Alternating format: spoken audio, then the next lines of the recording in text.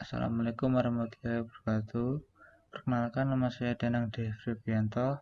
Di sini saya akan menjelaskan tentang pengertian database web. Database web merupakan suatu sistem untuk menyimpan informasi yang kemudian dapat diakses melalui website.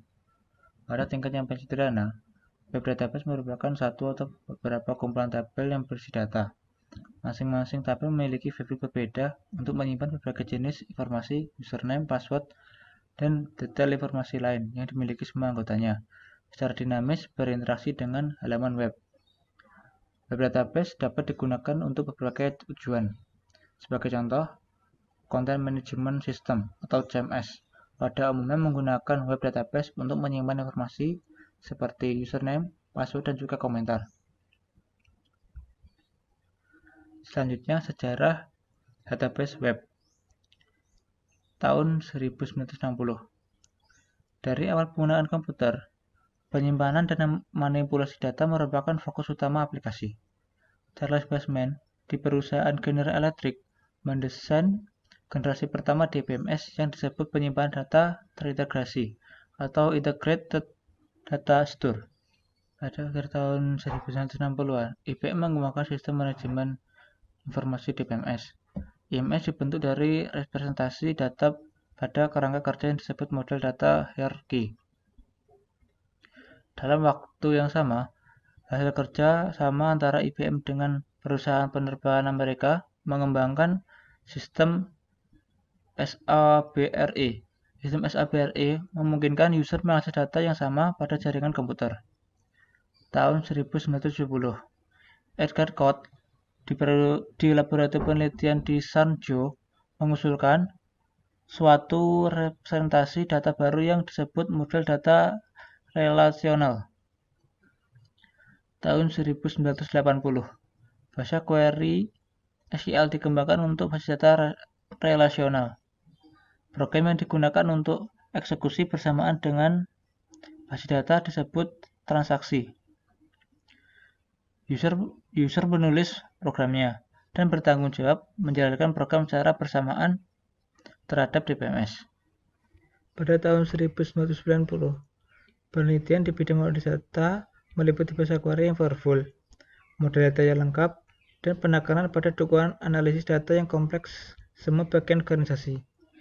Dengan kemampuan menyimpan data tipe data baru, misalnya email dan teks, serta kemampuan query yang kompleks, manajemen inventory, perencanaan sumber daya manusia, dan analisis keuangan, dan sebagainya.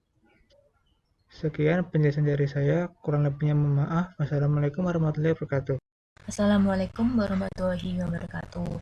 Saya Adinda Putri Husnul Fatimah dengan NIM 2018-420084. Akan memberitahu pada kalian semua apa saja jenis-jenis yang ada pada database. Yang pertama, relational database. Jenis database ini yang paling umum digunakan. Bahasa yang digunakan dinamakan dengan SQL, di mana dapat melakukan query dengan join ke tabel-tabel terkait ataupun tanpa join. Dalam sebuah relational database, indeks utama yang dinamakan dengan primary key dan indeks tambahan lainnya seperti unique key. Contohnya ada PostgreSQL, yaitu merupakan sebuah objek relational database atau biasa disebut RDBMS, mempunyai fitur yang mensupport transaksi, view, subselect, foreign key, support, pemeriksaan. Kinerja dari Postgre mampu menulis data dalam jumlah besar, lebih efisien, dan menangani konkurensi lebih baik. Kedua, columnar based storage, yaitu hampir sama dengan relational database, hanya saja dia tidak memiliki join dan hanya menyimpan isi database secara kolom. Seperti pada Cassandra, itu dia tabelnya terdiri dari kolom yang menyimpan atribut. Cassandra menggunakan tipe data yang familiar bagi pengembang database relasional seperti integer, varchar, dan tanggal. Ketika key value store, kolom yang akan tersedia hanya dua saja, yaitu pastinya key dan value. Sedangkan row-nya atau barisnya dapat memiliki data yang berbeda walaupun key-nya sama. Database jenis ini biasa digunakan untuk menyimpan session user atau melakukan caching suatu data yang besar. Seperti contohnya ada database Redis. Salah satu database dari dunia NoSQL yang berbasis key value store. Sistemnya in memory, memiliki sejumlah query yang pastinya mudah digunakan untuk menyimpan mulai dari data sederhana hingga data yang kompleks. 4.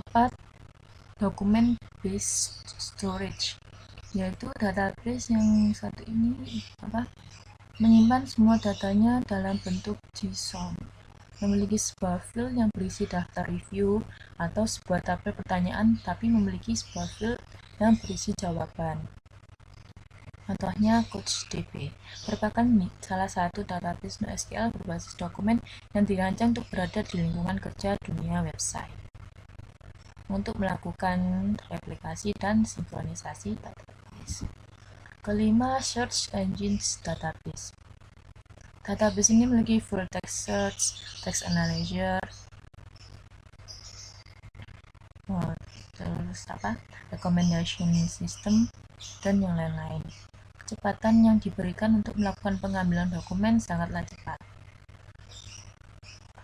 Contohnya pada Elasticsearch, database berorientasi dokumen yang dinormalisasi setiap pesanan dengan produk harus diperbarui.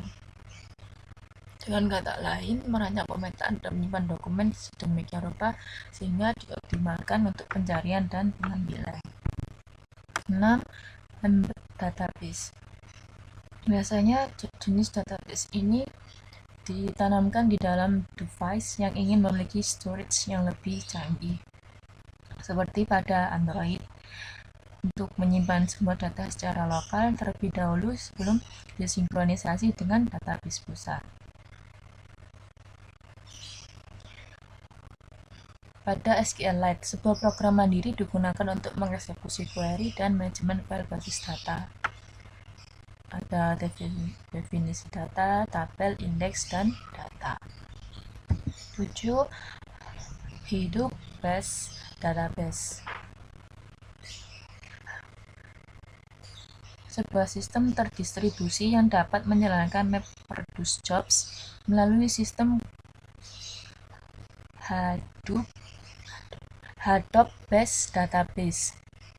Hadoop-based database ialah sebuah sistem terdistribusi yang dapat menjalankan MapReduce jobs melalui sistem cluster computing, dapat mengolah berbagai file yang disimpan menggunakan teknik MapReduce. Ada yang hanya sebagai analitik dan juga yang dapat digunakan untuk transaksional. Contohnya ada Apache Spark SQL, kerangka kerja komputasi yang dirancang untuk mempercepat komputasi, modul yang ditujukan untuk memahami proses pemrosesan data secara struktural. Ya, demikian yang dapat saya sampaikan. Mohon maaf jika masih ada kekurangan dan kesalahan kata yang saya sampaikan. Terima kasih. Wassalamualaikum warahmatullahi wabarakatuh. Perkenalkan, nama saya Anton Dilak. Saya akan menjelaskan tentang kelebihan database web. Yang pertama, menjaga konsistensi dan integritas data. Tentunya web dengan database-nya sendiri tentunya akan menjaga konsistensi dari data yang disimpan dan integritasnya. Yang kedua, mengendalikan atau mengurangi duplikasi data. Mengendalikan data dapat dilakukan dengan leluasa oleh admin melalui DBMS seperti MySQL dan sebagainya, sehingga tentunya dapat dikendalikan dan diatur dengan baik sehingga mengurangi duplikasi data-data. Yang ketiga, memudahkan pemerolehan informasi yang lebih banyak dari data yang sama, disebabkan data dari berbagai bagian dalam organisasi dikumpulkan menjadi satu. Memudahkan pemerolehan informasi karena tentunya web database memiliki satu server sendiri sehingga informasi yang didapatkan itu lebih banyak ketika disimpan di dalam satu tempat. Oke, yang keempat, meningkatkan keamanan data dari orang-orang yang tak berwenang. Data-data disimpan dengan aman dan hanya dapat dibuka oleh admin yang memiliki username dan passwordnya, sehingga terhindar dari orang-orang yang tak berwenang yang ingin mengakses data ke web tersebut. Yang kelima, dapat menghemat biaya karena dapat dipakai oleh banyak departemen. Banyak departemen juga dapat menyewa tempat di dalam database yang akan disimpan, sehingga tentunya akan menghemat biaya dan mungkin menambahkan biaya oleh departemen-departemen yang lain yang ingin menyimpan data tersebut dalam database web tersebut. Yang keenam, menanggulangi konflik kebutuhan antar pemakai karena base data di bawah kontrol administrator base data. Pada dasarnya database web dikontrol langsung oleh admin, sehingga tentunya akan mengurangi konflik antar pemakai, karena mungkin hanya dia atau beberapa orang yang dia kontrol sendiri yang memakai tempat dalam database tersebut. Oke, yang ketujuh, meningkatkan tingkat respon dan kemudahan akses bagi pemakai akhir. Tentunya untuk pemakai akhir, admin sendiri akan memudahkan dia dalam merespon dan juga kemudahan akses, karena pada dasarnya web tersebut adalah database web yang dikhususkan untuk database web. Oke, yang kedelapan, meningkatkan produktivitas pemrograman. Tentunya dengan database web, admin sendiri akan lebih produktif lagi dalam pemrograman, karena tentunya dia akan terus melakukannya setiap hari dalam aktivitasnya, entah mengedit data, menambahkan data, dan sebagainya. Kemudian yang ke-9, meningkatkan pemeliharaan melalui independensi data yang lebih mudah dipelihara melalui independen data, sehingga lebih mudah dalam pemeliharaan dan lebih lancar, karena pada dasarnya ya database web dengan database-nya sendiri, dengan webnya sendiri. Yang ke-10, meningkatkan koreksi atau pemakai data oleh sejumlah data tanpa menimbulkan masalah kehilangan informasi atau integritas. Artinya meningkatkan pemakaian data dari sejumlah data tidak menimbulkan masalah kehilangan informasi integritas, karena tentunya dikontrol sendiri dan berjalan pada satu database, satu server, sehingga tidak mudah hilang. Yang ke-11, meningkatkan layanan backup dan recovery. Tentunya layanan backup dan recovery lebih meningkat lagi karena diatur sendiri oleh admin, sehingga admin dapat lakukan backup sesuai jadwal atau sesuai waktu yang ditentukan, sehingga ketika di recovery lebih gampang, lebih mudah. Terima kasih, sekian dari saya. Assalamualaikum warahmatullahi wabarakatuh. Saya Ilham Mardika. Di sini saya akan menjelaskan tentang kekurangan dari database management system. Yang pertama yaitu kompleksitas yang tinggi membuat administrator dan pemakai akhir harus benar-benar memahami fungsi-fungsi dalam DBMS atau database management system agar dapat memperoleh manfaat yang optimal. Kedua yaitu kegagalan memahami DBMS dapat mengakibatkan keputusan rancangan yang salah, yang akan memberikan dampak serius bagi organisasi. Yang ketiga yaitu ukuran penyimpanan yang dibutuhkan oleh DBMS sangat besar dan memerlukan memori yang sangat pula untuk bekerja. Yang keempat yaitu terkadang DBMS meminta kebutuhan perangkat keras dengan spesifikasi tertentu sehingga memerlukan biaya tambahan. Yang kelima yaitu biaya konversi sistem lama yang mencakup biaya pelatihan staf dan biaya untuk jasa konversi ke sistem baru yang memakai DBMS. Terkadang hal itu mahal melebihi biaya untuk membeli DBMS itu sendiri. Yang keenam yaitu kinerjanya terkadang kalah dengan sistem yang berbasis berkas. Yang terakhir yaitu dampak kegagalan menjadi lebih tinggi karena semua pemakai sangat bergantung pada ketersediaan DBMS. Akibatnya, kalau terjadi kegagalan dalam komponen lingkungan DBMS akan membuat operasi dalam organisasi tersendat atau bahkan terhenti. Sekian poin-poin kekurangan dari database management system. Kurang lebihnya mohon maaf. Wassalamualaikum warahmatullahi wabarakatuh. Assalamualaikum warahmatullahi wabarakatuh. Saya Muhammad Dhani Asad Gunaifi dari Informatika Pagi. Di sini saya akan menjelaskan penerapan database dalam dunia nyata. A. Peranan database dalam dunia pendidikan. Dalam dunia pendidikan, peran database merupakan bagian yang sangat penting. Bentuk pengelolaan database pada pendidikan tersendiri perlu disusun di setiap organisasi. Dengan tersedianya database tersebut, seseorang dapat dengan mudah mencari topik-topik mengenai pendidikan dan lainnya tergantung kepada kelengkapan database tersebut. Contoh penggunaannya yaitu dalam aspek perpustakaan, mempermudah mencari suatu dokumen, buku, referensi, dan lain sebagainya. Maka dengan mencari berdasarkan nama peneliti. 2. Dalam aspek administrasi, mempermudah memasukkan data, misalnya dalam pembayaran SPP. B. Peranan database dalam bidang kesehatan. Dalam bidang kesehatan ada banyak manfaat dari penggunaan database. Di antaranya, 1. Membantu dalam pengelolaan data pasien, seperti nama, alamat, dan nomor kamar pasien. 2. Membantu dalam pengelolaan data administrasi pasien, seperti kelengkapan biaya berobat dari pasien tersebut. Apakah sudah lunas atau belum? C. Peranan database dalam bidang militer. Penggunaan database dalam bidang militer yaitu dalam 1. Penentuan lokasi pendaratan. 2. Informasi tentang lokasi objek vital. 3. Dislokasi 1 TNI dan lain sebagainya. Assalamualaikum warahmatullahi wabarakatuh. Perkenalkan, nama saya Anang Ahmad Ma'ruf. NIM saya 2018-420131. Di sini saya mendapatkan tugas kelompok yang bertemakan database web.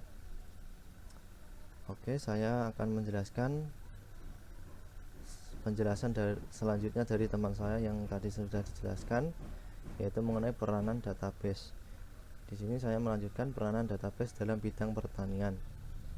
Database membantu untuk mendata hasil panen dan mendata banyak pekerja ladang di pertanian.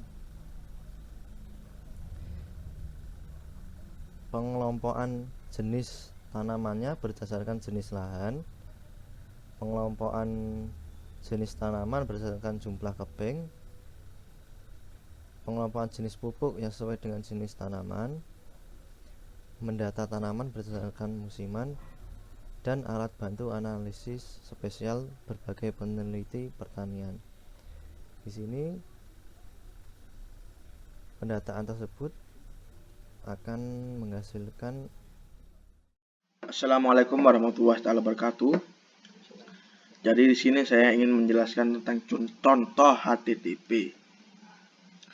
Jadi di baris pertama ini, dari respon memberitahu bahwa browser responnya adalah http://1.1 dan untuk mengkonfirmasi bahwa permintaan berhasil dengan melaporkan kode respon 200 dan pesan OK. Dalam contoh ini berada 7 baris. Tajuk tambahan mengidentifikasi tanggal dan waktu saat ini.